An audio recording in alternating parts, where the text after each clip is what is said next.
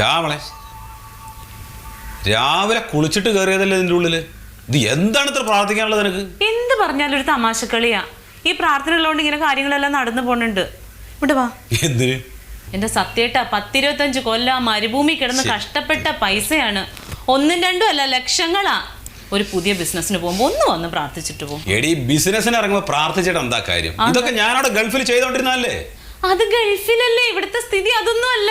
എന്തൊരു കഷ്ടാണ്. നിനക്ക് വേണ്ടി നീ പ്രാർത്ഥിച്ചില്ല എന്ന് വേണ്ട. എനിക്ക് വേണ്ടി പ്രാർത്ഥിക്കേ.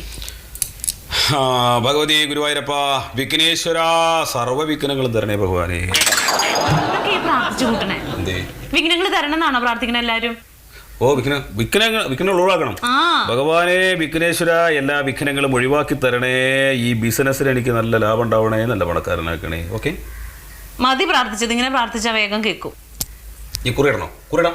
എനിക്ക് വേണ്ടിയിട്ടുണ്ട്, ആവശ്യം ഉണ്ടെങ്കിൽ ഇട്ടാൽ മതി.